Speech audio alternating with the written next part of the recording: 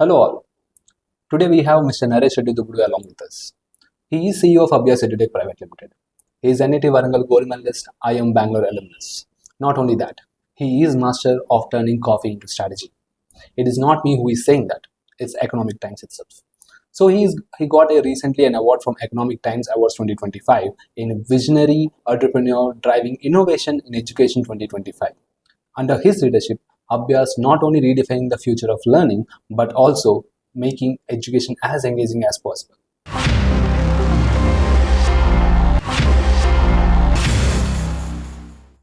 Hello, sir. Hi, Prithvi. Yeah. So thank you for that glorious introduction. So what are we starting the day about? Sir, particularly today we are going to discuss about IIM Kozhikode's entrance exam. Sir. Okay. So first of all, let me congratulate you for that award, sir. Thanks a lot, Prithvi. Yeah. So, sir, actually, I want to know some, I want to share some things with you.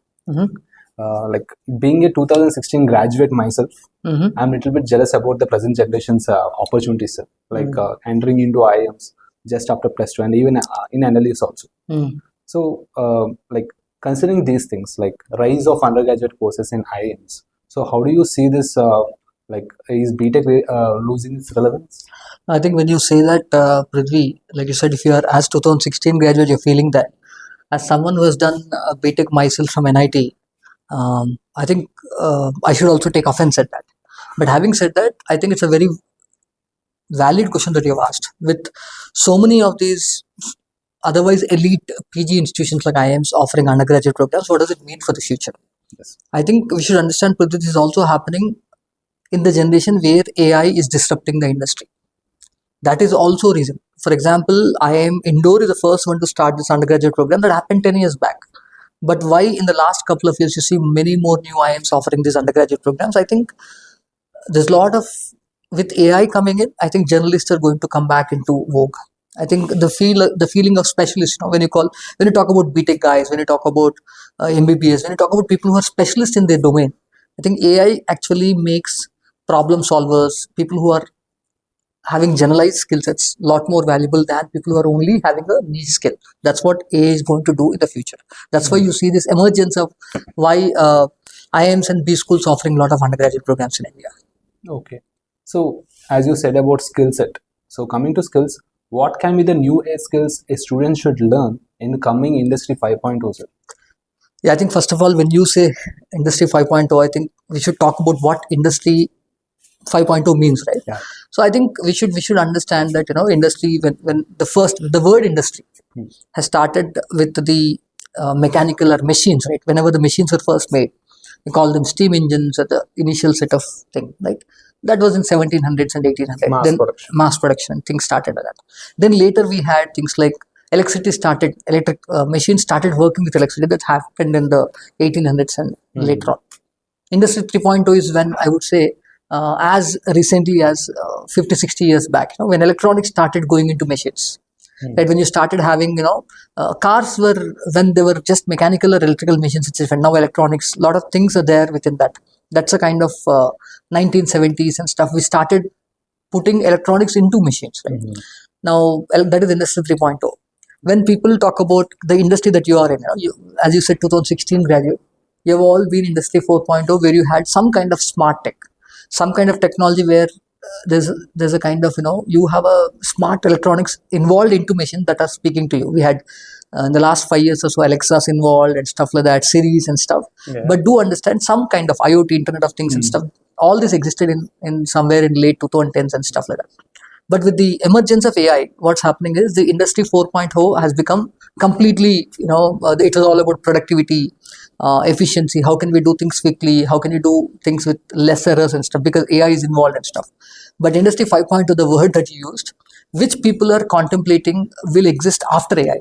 What will AI take over machines and humans are not important versus what will happen? In fact, there is this theory, there is this school of thought that says that after AI, what will happen in manufacturing? Manufacturing lines will not only have robots, or everyone thinks that, hey, there's no human involved. It'll all be machines and robots that are doing the manufacturing. What will happen? Absolutely. I think what will happen is, while it's very true that lot more robots, lot more machines will come into assembly lines and stuff. But something very interesting is already thought about. Humans have to create a new need, right? I don't know if you've heard of Maslow's hierarchy of needs, where they talk about security, safety, and then self-realization. But the moment this productivity is taken care of with AI and electronics and smart stuff, the next thing would be, can we have a human-centric approach? That is, the next thing is called Industry 5.0 is human-centric manufacturing, human-centric technology, human-centric production. So what will happen is, there's some customization needed. We can do customizations which were otherwise very difficult. Suddenly people start customizing on the assembly line. That will need a human there, right? Humans and machines working together. For example, today a car is made. You kind of design, you take a car and then try to paint it as you want. You try to kind of do some changes outside, absolutely. But what will happen in the future is, you can actually do a custom make car, not just a very ultra rich people, but anyone. Maybe there's a customization possible because of this. That humans will always invent a new need than the production, when cars started for the first time and stuff. So I think when you think AI and things like that will not stop human civilization, it will only push human civilization to next level. So when you say Industry 5.0, what will happen is, I think technology will eat up those people who want to do stuff efficiently, but technology will not be able to kind of eat up, or technology will actually enable those people who are going to focus on the human-centric things like creation, customization, some kind of those kind of stuff, right? So future is all about that. Today we talk about no code. Do you know that people are talking about no code app development? That's that's not just the theoretical, it's very practical. A lot of apps that you see is already no code apps, right? Actually, app is developed by zero technology person, zero software person. In fact, there is a theory, and I kind of subscribe to it, that the first unicorn of a single person unicorn, as we call it. We know unicorns, right? The first single person startup unicorn is going to happen in the next year or two. That's the kind of excitement that people have. This is what I expect with Industry 5.1 and stuff like that. Okay, so what skills can we? We have to develop in the future. Like, we have to concentrate on. Yes, I think what students should be working on, or coming generation should work on, is you should try and learn problem solving and generic skill sets. Okay. Like, which are probably not so tool oriented. I think tools, etc., can be, the focus on tools was there, say, sometime back. Skills and tools. I want to be skilled at a tool. I want to be skilled at something. That kind of thing is not the future. Future will be about, people have to go little abstract skills, more the word of soft skills, or things that an AI will not do. Probably, how you can communicate a particular thing in a manner that anyone can understand. That AI needs that kind of stuff. Or relay a problem. Think of something. AI might not be able to think of the problems that exist for you, but the problem has to be encapsulated by you and feed into AI so that it can provide a solution. So future is all about anyone who is able to think of what are the needs, what are the requirements, how can we solve creativity, how can I solve it. Someone who can say, if you can vision something which is not existing, that is a skill that you need to have. Creativity, right? Customization, human-centric approach, what are the problems, that kind of stuff is the future. So it's no more skills or tools, but skill set more of understanding people. That's why who have, for example, with AI, a lot of students kind of come to, I don't need to read a lot. You have AI apps that say, hey, why do you read an entire newspaper? Why do you need read an entire book? I can give you a summary. I can summarize the book. The problem with that approach is, that's exactly what AI is going to do for you. But you can become better than AI when you read a book. Because what happens is, you kind of get an insight. How can you be insightful than an AI? I think reading is going to become more important. Skills are not going to change. In fact, reading, ability to kind of summarize things, ability to kind of create something, all these things are going to be the future skills. AI-proof skills, as I call them. Okay. So, do you feel that these underage courses offered by IIMs will fall in this line? No, it's not just about one or two specific courses, but what I see is, all the courses that are offered will have to kind of turn themselves into, in such a way that students can actually get skills which are not tool oriented, right?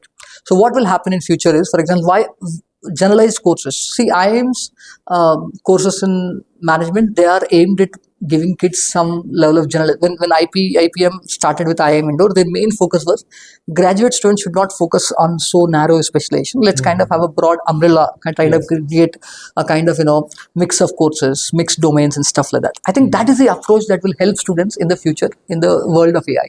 I think that I completely concur with.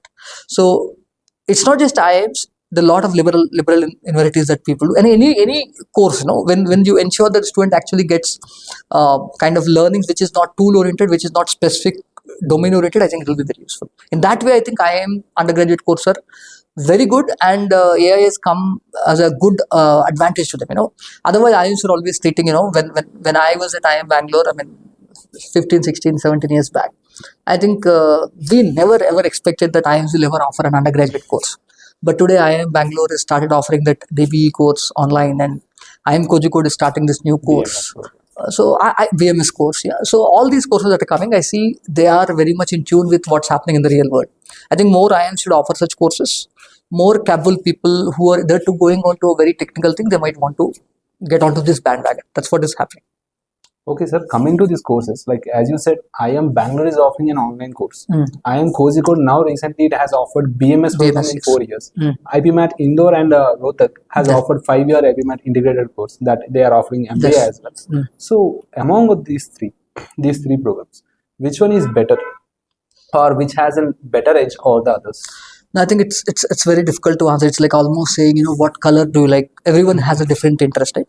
All three of them, they're reputed brands. And IIM Bangalore, I'll always have my own partiality towards as being alumnus of IIM. But having said that, IIM Bangalore's course is DB is very tech oriented, right? They're having a lot of tech stack. They are very clearly trying to kind of say, hey, you want to be a graduate who want to learn business from the tech angle. There's a lot of tech into it, right? There's a lot of data. There's a lot of that is useful for those people who have that kind of interest. I want to be kind of work on product management in tech, and those kind of people, it will help a lot. Okay. BMS is a little more mixed BMS program that IIM Kozhikode has just notified this year. This is the first time they're doing, and they're doing offline. Bangalore problem is they're doing online. As alumni, we've always said doing an online program is not good enough. As a teacher, someone who is running Abhyaas and stuff like that, I would always want to see more undergraduate programs which are on campus. I think IIM Bangalore will launch an offline campus program sometime soon. But right now, the pro is this and the con is that. Coming to IMK, I think they're a little more, I would say, broad-based. They're having mixed discipline, multidisciplinary course. BMS is a more multidisciplinary, not focus on one thing. And this is an offline course. That's definitely great advantage. But like you said, it's a 4-year course. As in, kids will only complete their bachelor's. They're not getting an MBA out of it. Whereas integrated programs like Indore and other places, they have been offering a 5-year course where they get an MBA after that. Now, that 5-year program is for someone who wants to have a overall foundations for across management. That is a right course if you want to do that. With the new age, if someone has wanting to kind of do, I really don't know what I'll do after 5 years. Would I want to business management or not? I think BMS is a good way to go. Sir, but don't you think like a BMS is offering only 4-year program? But what after that? Like, what can a student can have different opportunities after 4-year program? No, I think I want to explain this. Even from our time, right? I've always seen my batchmates, some friends, a lot of people who kind of, if you do graduation, you go abroad and do your post graduation in a specific field, right? Those who already complete MBA in IIM itself, they might not have that need, right? But the kids who complete, students who actually get into IIMK BMS course, they have great opportunity with respect to doing an post-graduation in specific fields, not just MBA. Yes. You might want to go abroad and do some studies in a specific field of study. And that can happen. That is very much dependent on them. They have then iota of various options of not just one, various options available. I think higher education can be an option for these 4-year kids. The 5-year kids need not, because they have already done MBA. I see some kids from IPM programs, after the 3-4 years, they take an exit and then try to get into MBA in a more reputed institution, etc. That's going to be very similar. So the 4-year program here, future can be these kids themselves, will they want to do an MBA again at one of these top institutions, or they might want to, they'll most probably they should be placed and they should actually be doing their own things and stuff. Future will be all that. I think with all the things that I'm seeing, the way I see, what I'm going to say might look a little too futuristic, but I think in 10 years from now, jobs don't exist. What will exist is everyone is going to be gig worker, right? We already talk about gig economy. So what will happen is you'll have everyone no company is actually hiring someone full time, but you have your skill sets, you come there, you kind of add value and go away. Now, with that happening, I think all these courses, etc., should enable you to kind of broad base your skill set, get more skills, get more ammunition, get more. That's exactly what they need to do. You should not limit yourself to tools. That's what I'm trying to say. In that context, if you do a 4-year course, 5-year course, in the long run, it doesn't matter. What matters is what kind of skill sets you kind of get from that. So, if someone is very tech flavor oriented, I think IIM Bangalore DB is a good idea. And IIM Bangalore's DB is very much in the lines of IIT Chennai's online program, diploma program. They're very useful for kids who are otherwise doing a program but they're not happy with, they want a better certification. I think that's a good idea. So IIM Kozhikode's on-campus program, so you can think of it as a little more like, occupied, little more serious, little more this program. And that will be very good for someone who has a very clear idea of they want to work in the modern disciplines and stuff. And integrated programs are useful for anyone who is wanting to do an MBA for sure. Mm-hmm. So, as you said that these kids will have an opportunity to study AI, ML, and everything. So, don't you think that there are separate institutions for that, like AI, ML can be taught in even BTech also? Absolutely. So, how they are different from these courses? I think what we need to understand is same concept can be taught in BTech, same concept can be taught in MBA, and how it is taught can be different. For example, when people learn AI or ML in a BTech course, or depending on the institution, they might learn the technicalities of it versus the use cases of it. IIMs are very popular. Good B schools, not just IIMs, any good B schools are generally popular because they use case study methods. They kind of try to any concept or anything that you do, you kind of apply it, applicative or this thing. So that's where the difference can come. Second thing is in these kind of broad-based programs, you're not really learning ML. You're not really learning only the tool part. Tool part is one course, probably one credit, some credits. But the bigger thing is how do you apply that? Because even at MBA, I remember many people think when you get into business management, etc., you can avoid a lot of math. No, that's not true. We do a lot more maths. As part of marketing, people also do math. We have market research. We do a lot of these things. I know one stuff. But you have to understand, we are not just learning statistics, but we're applying statistics in a particular context. You want to be a statistician, you want to do a PhD in statistics, that's different. But you want to use statistics, that's different. So that's the difference between learning AI, ML in the context of technology versus learning it in the context of business. Okay. So, coming to this BMS program in IIM Kozhikode, when we are applying to that, so it is a little bit different from the other IIM courses like IPMAT Indore and IPMAT Rohtak. They have a separate question called why IIM? Okay. We have to write 500 to 600 words on that. Okay. So what can be written in that? Now, I think, while you think it is different from other IIMs, it is very much there in the PG. When people apply for MBA through CAT, all our students also do that. That's a statement of purpose or essays as I call it. They're always there. Maybe in undergraduate, probably you're seeing it more in the first time. But I'm sure they're there in the interview round for sure. Even for IIM Indore and other places, when you go for interviews, those kind of stuff are anyway there. Maybe in Kozhikode, they're doing it in the first application itself. That's a fundamental difference, but they're always there. Now, I think what can they write? I think it has to be something about a connection between a personal story and why that institution, why that course. Now, a lot of people kind of make the mistake of, I'll go to ChatGPT or go to kind of Gemini or This something. is a new age thing. So No, I'm not saying don't do that, but I'm saying that you should never do that in the first draft. Okay. See, I'm not going to be that kind of parent or teacher who say don't use AI. I'm not saying that, but use AI smartly. What I'm saying is, hey, don't go to AI and say, I have this question, give me the answer. That's the worst way to do it. It's not just that. You can see through. We can easily see through whether it's an AI made answer or you have done it. What you can always do is, for example, okay, this is a question, how I want to answer. These are the points I want to make. Write something. Then you can ask AI to help you improvise it. That might make a sense.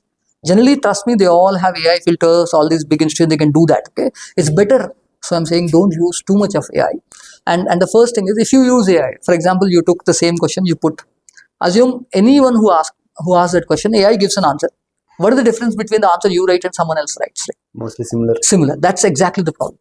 Now, what happens is, assume you are formulating an answer which is connected from your life. Then you use AI to improvise it, etc. is your choice. Then you have a very unique answer. The question is, why IIMK?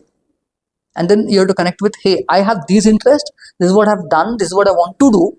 And then this is how IIM case program, BMS program will help me. That is a way to connect it. That's what I'm saying. Okay. So the student should have the idea of his own interest and what BMS program is offering. Absolutely. So That is exactly why those so many words, right? Otherwise, why so many words? It's not why not just 50 words or so. It's so many words because they are expecting an essay where they say, hey, these are the interests I have. This is what I'm kind of looking forward to do, and this is what I think IIM case program will help me, and this is how I can be a fit, right fit. Both that's what they're expecting. means how this can affect the selection of a student, sir? Will they check it every thing, every sentence and every word? I think what will happen is these kind of essays definitely form a very important part of your interviews, right? Particularly these kind of essays, while they might not have a elimination based on this, but they what kind of questions get asked to you, what kind of like impression you kind of create on the interviewers will happen through that. So what happens is they'll kind of discuss that. And definitely adcom, I mean admission committee process across the world. In India we call it interviews and stuff. This process, I think the statement of purpose essays are very, very important. So what you write there actually is going to determine how your interview goes. So if you write it very unique to you, and I think your discussion can be about you in life. If it is coming out as very generic, they'll not really have a good impression about you. That's why that's very important. Okay. So then coming to the next question, that is which is there in the application itself, they are asking about personal and professional goals. Okay. This is second essay. Second essay.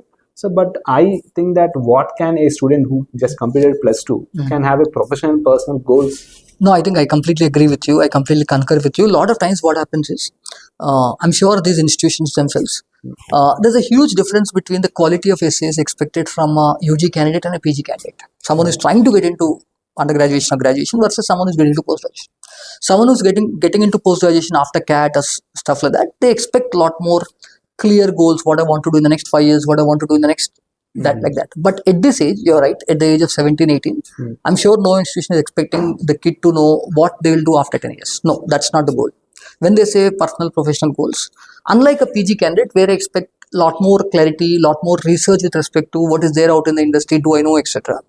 I think here they definitely are looking more towards, does a candidate actually know about himself or herself more than what is happening in the world, right? So I think, for example, do they understand what kind of goals they're setting for themselves versus what they are today? So that is what they're questioning more than what is expected. So if a student who actually writes a CAT 2 and kind of tries to do an interview, I kind of tell them, if they don't have a clarity about what after MBA, what kind of role they're looking for, say after MBA, what kind of companies, what kind of sectors, what kind of roles, I think that's not acceptable because you're doing PG and stuff. But for these kids, I don't think they're expecting that kind of stuff. After this, what job, etc. But what definitely they're looking for is, hey, for example, it's about, normally at this age, it's about what kind of things they want to learn. What kind of things they want to, students will actually benefit from writing this question in the way of their introspection, right? What kind of things that they want to pick up, right? What kind of things they want to learn, what do they want to, like, they cannot say, I want to be this. That is not at all, it's not true, it's not going to be there. But what they're generally looking at is, do they at least have the vicinity? It's very much like, I'm just to give you an analogy. A PG essay, someone who's writing a PG essay, I want it to be sniper rifle. You have to have a sniper, you have to get into the shot. Whereas these people, I think I'm okay having a bigger circle, you're shooting at a bigger circle. So that's a canvas, I would say, to give you an idea. So, why I asked this question is, I have interviewed some students.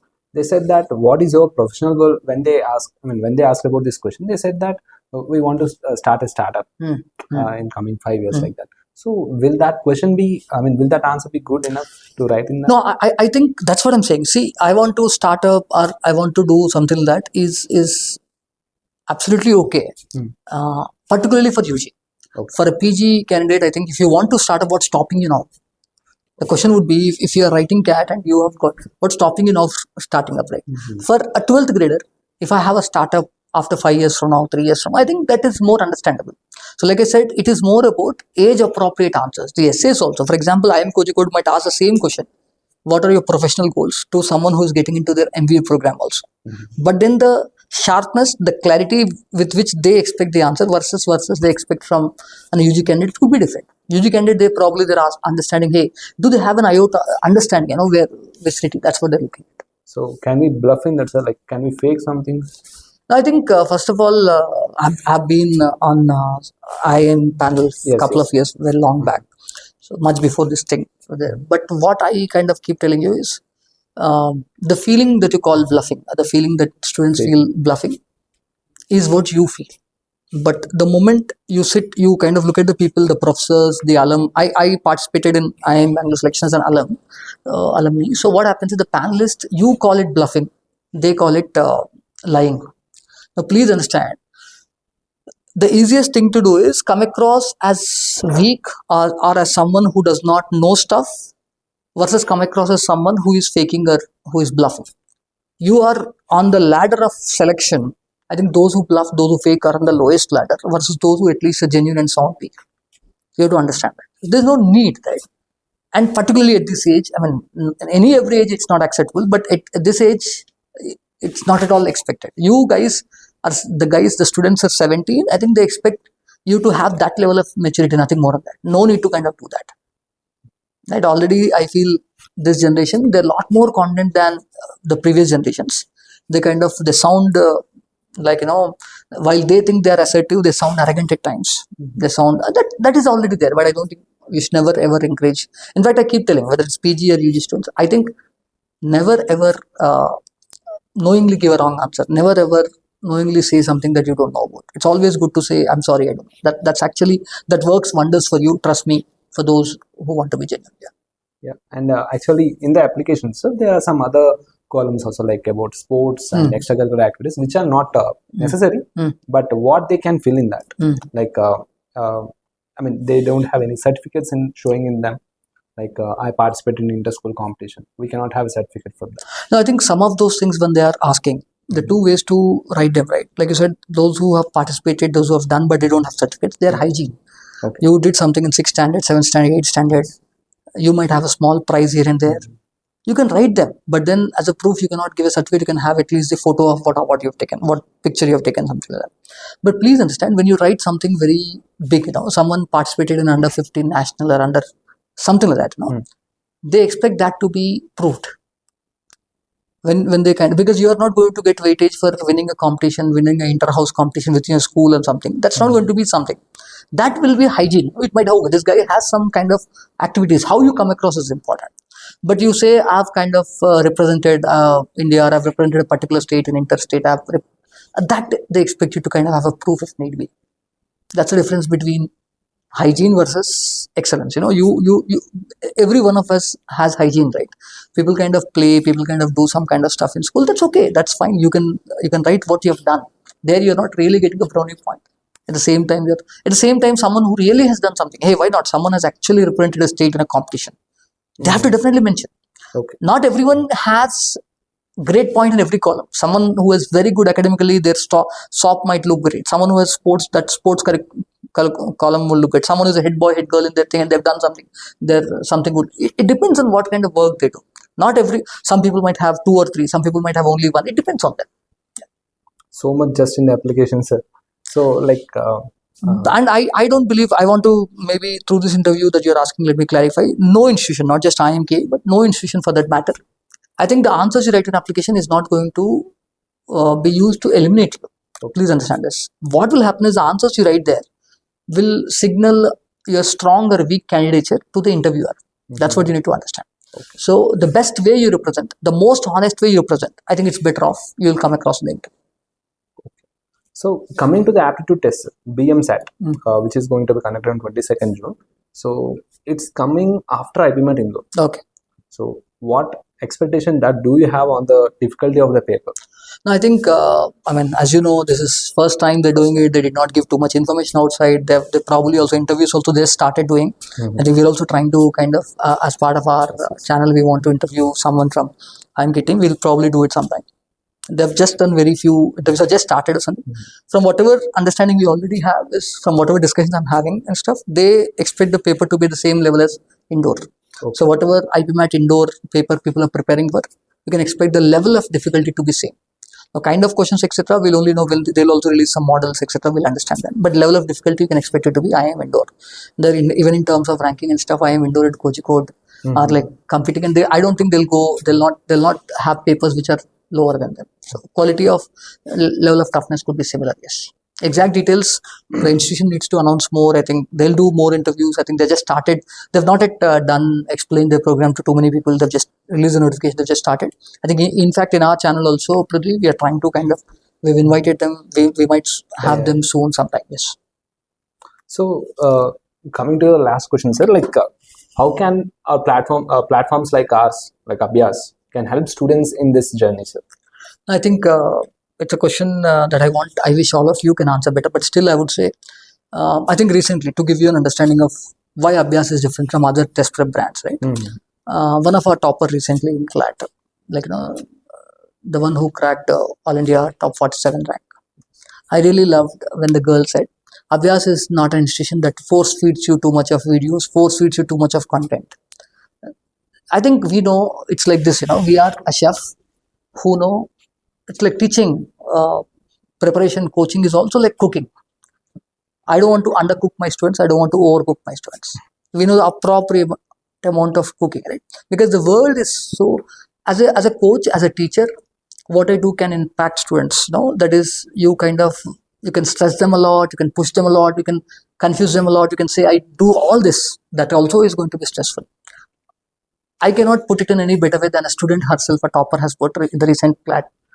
What she has said beautifully is, I think I like Abhyaas because they do the appropriate amount. We don't overfeed stuff. We also are someone who is not just there. We do stuff in a classy way. We don't believe in quantity. We believe in quality. What kind of content, what amount of content, what level of, that's something that I'm very proud of. And with AI coming, I'm very happy to say, there could be bigger in terms of size, there can be bigger players in Abhyaas. But what I will say is, we are on the cutting edge of software. What we do is, for a company of our size, I'm very proud to say, having a 10-member software team continuously working on LMS, where we are trying to say, hey, let's not just put great content, but also say, how can we deliver the content to the students in a way that can actually enable their learn. Because I say, test prep or education in general is not about education anymore, teaching anymore, it's about learning. In fact, today only I shot a letter to all the employees. If you go and read the letter, you would see we are talking about how we are a company that's enabling learning. We are not an education company. We are a company that is a learning company. So that's the difference between Abhyaas and other brands probably. I would say we continuously focus not on increasing the quantity of material, quantity of exams and stuff. But apart from that, how do you deliver it in the best possible manner and appropriate? That's, I would say, the fundamental difference. Analytics and stuff. All this is what differentiates us from other people out there. Okay. So we do a plan. I think I want to ask you right now. This is from me, from management. But what, as someone who is a course in charge, you are the IPMAT in charge. So what exactly you guys are planning, particularly for this IIM Kozhikode BMS thing that has come recently? Yes, because I told you in the interview I'm going to ask this question. Yeah. We do have a plan about that, sir. We are planning to give some important questions, important models on each topic, even in verbal and quant. Okay. So this is a series you are running specifically for IIM Kozhikode BMS. Okay. So I think then I think I have already told you, try to put it at the level on par with IIM Indore. Yeah. And I think as IIM Kozhikode's team, the team that is running this program, they come out and talk more. I think they're going to give more information about what kind of level and stuff. Then I think you have a better idea. But you're going to run a series of Okay, good, nice. I think you should do 50 models for IIM Kozhikode, something like that. Like that we are planning. Right. Nice, very nice. Wishing the very best. Any final words for BMs at aspirants? No, I think what I would want to say is there's something. See, I'm someone, while I'm in the test prep industry, I'm in the coaching industry, I don't consider myself as a test prep guy. I consider myself as an education guy. Our group also, we run a K-12 school, high school, K-12, 11th and 12th segment and stuff. I've always told students of Abhyaas, not from the vantage point of getting a rank, getting a seat, but I talk about skills, talk about futuristic thing. Now, in that context, I would say, you are like you said, you are jealous of this generation. I think this generation has a great opportunity with respect to more new programs coming. Yeah. Having said that, I think don't choose a program which is not suitable to your appetite. As in, you don't want to go to a program. See, IIM Case BMS program or IIM Beast BB program, or these kind of programs are all helpful for those kids who are interested in taking mixed domain lessons, abstract lessons, as opposed to, I want to learn one specific thing only. This is not for those kind of people.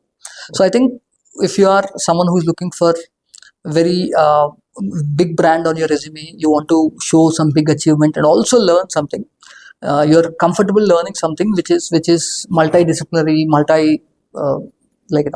domains and stuff. These are the programs to go to. And particularly those IPMAT Indore, we know has been existed from a decade or so, and we know how competitive people have to get there.